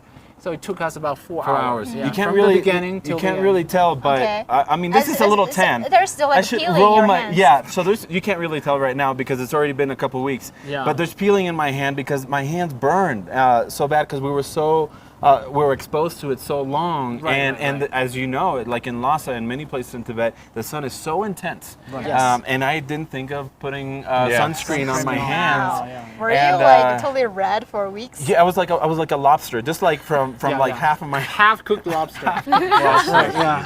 But So it was a tough think, day. Most importantly, I think because afterward we spoke with local nomads, it kind of shared a similar experience with you guys about how advanced they are now because these are the people they are like this probably similar altitude with nature. Like they live a similar like nomadic life. They're herding sheep, they're herding cows, they're herding yaks, but they also said something like how their life has rapidly improved because the improvement of infrastructure. So your roads leading there. So in the past day, they can only cooking something on. Oh, it's so hard to cook there, man. Yeah. So and but in recent years, they see a lot of improvements in the infrastructure. Yeah. that's So- one of the philosophies, isn't it? That one of the Right, phrases right, in right. Chinese Yeah. is if you want to alleviate poverty, you first, or I can't remember the exact wording, but you have to build the roads first, right? Yeah. Right, right. Exactly, Exactly, that's what happened. happened. Yeah. That's If what you want to happened get in, like rich, build the roads road first. First. Yeah, because I think, we're really impressed by the infrastructure, improvements here in Tibet. Because, the place they've traveled to, the place with twists and turns though. Yeah, we went to Camdo City, and on our way we have that Nujiang 72 guai. That is like the most dangerous 72 turns Yes. on the Off mountain New river, Jiang on the River. mountain Yeah. beyond New River. But actually, some people did the math that there's actually like over 130 turns, and we have to holding the handle all the time. And actually, my right arm is stronger than my left arm now. Okay. Because it was really bumpy. It was a bumpy road. Because, but her left arm, because I'm remember Flexing this the and I'm so muscle in afraid, front of her the left camera. arm was always here. Yeah, all the time. yeah. She was It with was one on so- him it was and such the a other bumpy journey. Because we Actually- experienced so much, while we're traveling with but imagine the workers who build the road. Oh. Yeah, Yeah. Imagine yeah, these we people keep who- like freezing and it just wait. during the entire journey, right? I have a few followers of mine who first mentioned the story of the people who brought who built the roads in those kinds of conditions, and so many people died building those roads also to bring in fresh foods and vegetables. And then one of my followers, actually his father was one of the people who built the road, so that was really cool. Wow. Yeah, I think they're telling us to wrap up, but I do want to say though, you guys were making foreign food on a lakeside with high winds. making Chinese. You guys were cooking fish in a rainforest, and I know it sounds exotic, but please don't marginalize us making instant noodles at 5,400 meters.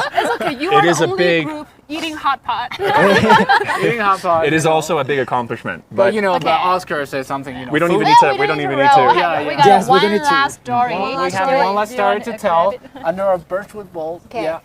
The last story is our story. The key word is hope. Oh. Hope. Yeah. It's a good ending. That note is a here. perfect Yeah. ending Yes, topic. it Wow. is. So Good we ending were note here, chosen the yeah. last one for a reason, right? Yeah. Last but not least. This is related to a very touching story. Actually, it happened in the first day. Like on the first day we were here. Remember the day we were shooting on Patala Palace Square? So there we met a girl, a Tibetan girl. Wish you could show a picture of we it. have some Yeah. photos, some footage. That girl, she's Tibetan, but she lives in Shanghai. But it's a summer break, so she came to do some business in Lhasa. So like we were there, she just came to talk to us, and she's very interested in Daniel as well. She spoke some English. Her name was Rose. Yeah, her English name is Rose. So like we were talking, oh, where did you learn your English? In the school. And so we were chatting about her study. So at some point, I asked her, okay, so what do you want to be in the future? And she shared with me a very personal story. She said she wants to be a doctor when she grew up. I said, why? And because there were 10 kids in her family. Nine siblings. Yeah. Yeah, she got 9 siblings, but 2 are boys. But these 2 brothers died 2 years ago because the 2 brothers, just a few years old, fell from a building, and then although they immediately sent the 2 brothers to a hospital, and the doctor really tried so hard to save her brothers, but still her brothers passed away. So she was really sad that she lost 2 brothers, but she was also very sad to see the doctors were trying so hard, but the doctors felt helpless, couldn't save them. So doctors also cried. So she cried because she know how difficult those doctors were doing those jobs. So she's told me so I want to be a doctor when I grow up, so I can save people like my brothers. And ask her, where do you want to be the doctor? Here in Lhasa? So no, I want to go back to my county in Shanghai, and I'm not just want to be a nurse or working for some hospital. I want to open my own hospital, just to improve the medical service for all Tibetans. And it's just really touching because It is, we just met on the square, Yes. and she shared with me a very personal story. And then after we finished shooting, we were heading back to our cars, and me and Daniel were chatting, walking back to our cars. We heard these steps. Someone is running towards us all the way across the square. And so she was running and hugged me, keep hanging I saw up that. on me. I saw that. Yeah, she hung up on me, and she put this in my hand. This is for key rings. So you see, this is like a praying hand. Praying Right, hand. they're going like this, right? Yeah. Oh, yeah, yeah. Praying hand, very like Tibetan key rings. But not. Actually, she does business here on the square. She wants to sell those things to tourists. She wants to take. She will take photos for tourists with a patala to Did make a very good job taking the photos Yeah, too. because she used another Oh. phone as a reflection. Yeah, I Yeah. got one So of I her got- photos as well. yeah. yeah. Actually, that's the way she earns money during summer break. She was But very young though. She Very was like young. very young. 12. Yeah. 12 years yeah. old. Right, right, But 12 right. she years old. refused to charge any money for us. Yeah, you tried. You Yeah. asked her. Actually, she ran towards me and just secretly put this in my hands. Secretly and wrote it. She didn't want the other kids to see because Yeah. she didn't want the other kids to get Yeah, angry because that we she's have to giving buy away it. for Dude. free. Give it for free. The other kids would be pissed. So why are you giving our products for free to those people? So she secretly put it in our hands. Another one, Daniel, he said, take it, this is my gift for you. I said, I have to pay for you. Like I can pay you money. How much do you charge? I said, no, don't give me any money. Just I want to give you for free. And she actually, I was so touched, and she ran back to us several times, don't want us to leave. And that just happened on the first day of First the day, trip. Yeah, it was a really nice first experience. And then even nicer, like, because she gave you a second one, and then I don't know if I'm more touched that she thought of me to give me one also, or that when she gave it to you, she said, give it to the Xiao Gege. She didn't say Susu. Yeah. She said, She called me "Give brother, this not uncle, and I felt very young, She and, said, give this to brother Daniel, not uncle Daniel. but very sweet. She was so Yeah. sweet. Yeah. So this is, I think she's like a symbol of the hope for like Tibetan's future. Yeah. Yeah, and the thing that was driving her to do that praying hand. was obviously the idea of being able to help somebody else in a similar Yeah. situation, and also being able to bring better medical care to her hometown. Also, it's not like she's saying, "I want to become a doctor and go to Lhasa because that's a good job where you can make a lot of money." No, there's a specific purpose in mind for her Yeah. that she wants to bring these quality services back to her hometown. I think Yeah. I can bring up another story who's trying to improve the education and medical cares in Tibet. Related to this story. This is the bracelet from the Living Buddha of Living Buddha. Tashilhunpo Monastery. We got the honor to meet this Living Buddha Kyungbo Living, but his Chinese name is Kyungbo Living, but he was one of the 3 kids who was in the golden urns to be chosen as Panchen Lama, but he wasn't being chosen as Panchen Lama, but he was considered the second reincarnation of Panchen Rinpoche. So it's just very rare opportunities to meet him, and we interviewed, we had a really long conversation, and he gave us this as a gift to each of us. And actually, if there's his name on his personal, it's his name, Kyungbo Living Buddha, and it says you can see the close up of what's written up here. His So- Mandarin is very good. Very good. And he learned everything By by himself. himself. By himself. I watched They- the interview. Yeah. They don't teach Yeah. anything in Mandarin in the temples. Right. Politics, science, everything they learn is all in Tibetan. Yeah. So it's very well preserved here. The characters. And you know what? He's the deputy for this National Congress, consultative. Yeah. Uh-huh. CPBCC. Yeah. So he for how many years? For 8 or even longer years. You should know. You interviewed Sorry, him.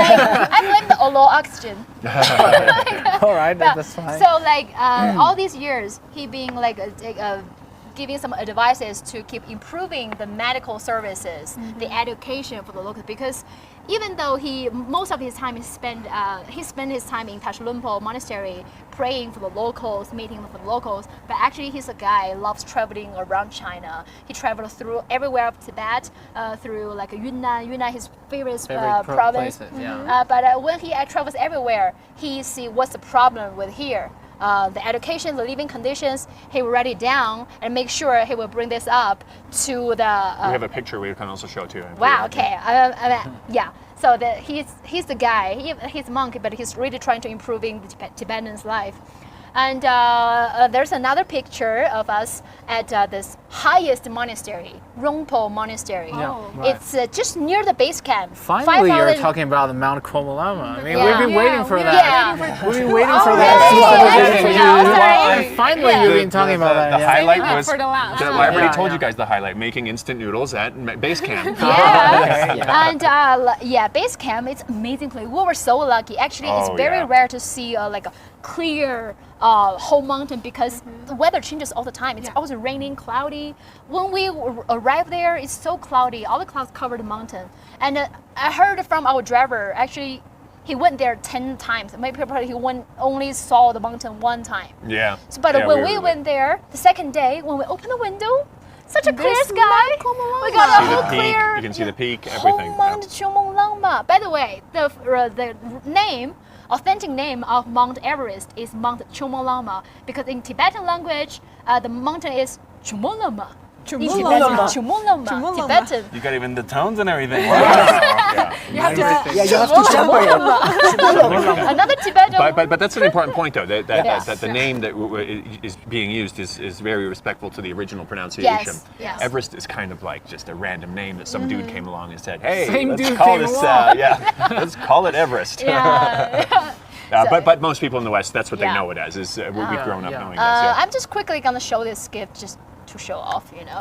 This is Show off, you know. This is As the if going there wasn't Yeah. enough. I thought you were Okay. going to give us Okay. one of each So one. this is each, at the yeah. back. You see the whole view, like the Mount Qomolangma. Okay, I'm gonna also show the audience. Wow. Okay, Mount Qomolangma. We got this from the base camp, of course. But what's more precious is this side.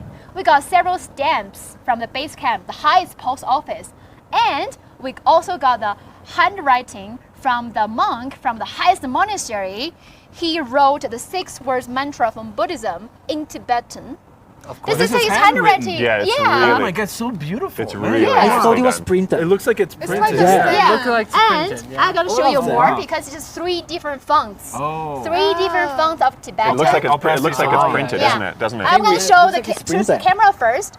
There's the like handwritten 3 different fonts of Tibetan, and the meaning is 6 words mantra of Buddhism. Like in Mandarin, it's Om Mani Padme Hum. Om Mani Padme Hum. Yeah. The 6 words mantra from Buddhism, but this is in Tibetan, and his handwriting is amazing. Like he just right in front of us, Yeah. writing this in 3 different fonts. Tibetan calligraphy in general was like we went to the school also and we saw those special Yeah, flat yeah. pens We went that they to, were like, using. Yeah. schools. Yeah. It's yeah. beautiful. Yeah. They even have a festival competition of For handwriting? yeah, Calligraphy. Tibetan hand Calligraphy. Yeah. In Yeah. one of the school we visited, they have also that, let me see. and they also have like beginner level writings. You know, more like intermediate and then advanced levels of writing. Yeah. These But are he all mastered different. every one of them. Like, yeah, he's like, you know, Yeah. he's like Yeah. a living typewriter. So these are postcards, and are you actually gonna dare to mail these somewhere? No, so that's why we brought it here. Are these for us? Okay, that's the end of the. I think there's enough to go around. Yeah. Daylight, live streamed robbery. Nice to meet you. Thank you very much. All right, okay. I think we've all shared our stories. Right. And actually, there is still so much to tell about our journey into Tibet 2020. But you can stay tuned with CGTN. We're gonna continue to publish more stories Videos. about into Tibet 2020, or also follow those guys who's been covering Tibet for all these days. So I think we got 1 wrap-up sentence for each team. And we will do the Tibetan way, clockwise. Clockwise. So how about start with Start you, from us? team? Okay. Yes, let's start with our team. Wrapping up sentence. So I think for our team, from our journey, we saw a very different Tibet from what we expected. Like we just said, we explored the glaciers and also tropical forests. They all exist in Tibet at the same time. And then we had many adventures. We rode horses. We fed cattle, yaks. We caught chickens. We fetched fish. That's all life, brand new life experiences. So I think it's unexpected Tibet. Yeah, like I think that what we have learned in this travel is that we have to get rid of our stereotypes Stereotype. and then go and see the world with your own eyes, because that's the only way that you can really know how beautiful it is. Yeah, to see the truth. Like our slogan for Team Blue, revealing the hidden gems. We have revealed a lot of hidden gems in Tibet, and keep watching our videos. Yes. And follow our team. Yeah. Okay. Just our team. Buzz? For me, I was surprised and so excited to see the Tibetan language and Tibetan culture being preserved so well. Actually, not just preserved, promoted. Like, remember the Thangka center that we visited in Lhasa? Reviving Yeah, they're not just inheriting the existing Thangka styles. They revived a style that lost for 500 years. Yeah, like That's- making the paint with a hammer. Yeah, that's how serious they are.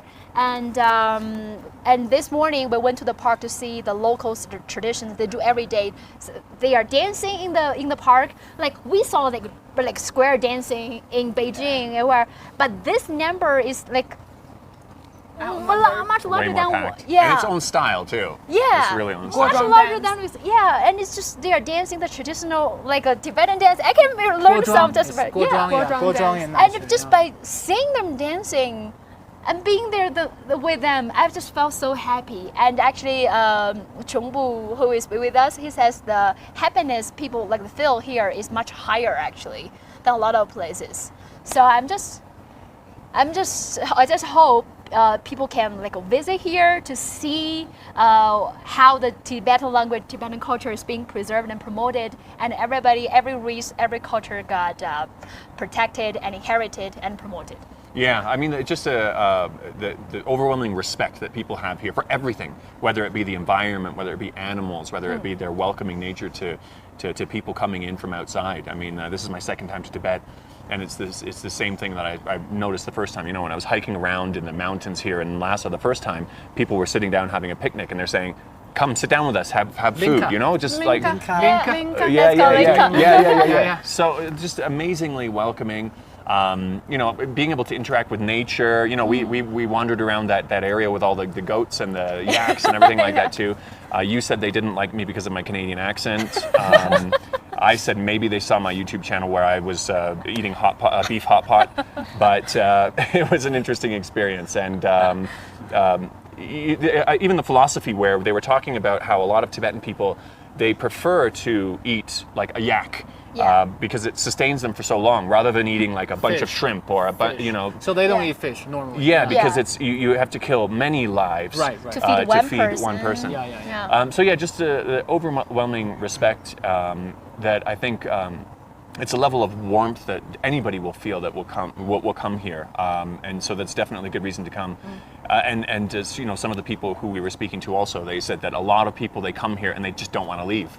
They just there's Wanna it's stay such here a for the rest of their yeah, lives, a welcoming, calm feeling. So that's the overwhelming takeaway that I had. Just this respect, this warmth, just very welcoming. It's an amazing place in that regard. But yeah, so you guys can. My takeaway personally is the spirituality of this place. You know, the moment I arrived to the airport, walked outside the airport, saw the mountain, saw how bright it is. One of the first things I said is, I feel like we're so close to heaven, and it's so It is spiritual. very close to Yeah. But throughout the trip, I think nature, and you mentioned nature, is probably what really struck me the most, and also made me feel like a sense of spirituality. And I can now understand why so many people here in Tibet, consider lakes and mountains as these Sacred. very sacred places. And that was so evident in everywhere we went. And for me, every time we looked at another different location, we went to another destination and saw a different topography, saw a different landscape, it was just jaw-dropping, and I felt like I was in a very spiritual place. So that was something that I hope will continue to get preserved and protected, and because it's just so an important part of Tibet, and it would be such a shame to lose it. So it's just like, I want to come back in 20 years and still be able to appreciate all that. Maybe if I ever have children, to show them, Right. because it's just such a magical place that I think everybody deserves to experience that. All right, so it's finally coming down to me. I think one of the things I would really love to say is, how I'm very, appreciation, the amount of gratitude to this place, how graceful, because we've been planning this from 2 months ago, we made a lot of contacts. So we traveled here for nearly 3 weeks or more than 3 weeks. So I think, but, from all the people I've made, I feel great hospitality, and I mean how, like kind of like a benevolence kind of, approaching to me. Like people are just so, soft-spoken. People are just treat you with great kindness, great hospitality. So, throughout the entire trip, I never met anybody who like, being angry or whatever. So this is my like the second time here. So, I feel like, because we have these singers who have a lot of fans, but he's very humble. So I'm amazed by how unpretentious, people here in Tibet, because, I always have the theory, like people living in such a extreme environment, but they are very kind, and they live a very thrifty life. They eat only tempa for the breakfast, some yak jerky meat, but they are very, very kind people. They are not materialistic at all. So you said it's spirituality of the place. So which bring to the very end of our conversation. So along the entire trip, we took many pictures of people, like their smiling faces. Yes. So so wherever we go, whether it's children, whether it's old people, whether it's like monks, so we took a lot of picture of them, and then in the very end we would like to broadcast one of the songs that we played with the local Tibetan singer Dan Triadi. It's called "If I Meet You in Lhasa." Yeah. Okay. So representative of this place, yeah. Right. Meet you in Lhasa. Okay. So Okay, that's the story that we share with you during this live stream today. So if you want to know more about Tibetan culture, come to Tibet, learn, understand the culture, and To if you're, see it. yeah, To see it with your own eyes. yeah, and if you're trapped by the COVID-19, if you can't come this year, watch CGTN or watch those guys' channels to learn more about the cultures and people of Tibet. So at the very end, we're going to show you the beautiful faces, the picture of beautiful faces of Tibetans that we took during our journey. Thank you for watching. That's today's live stream. Okay. Thank you very much. Bye. Just today. Just today.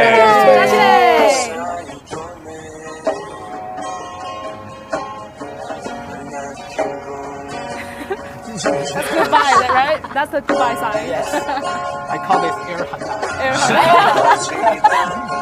That's it. Keep doing it.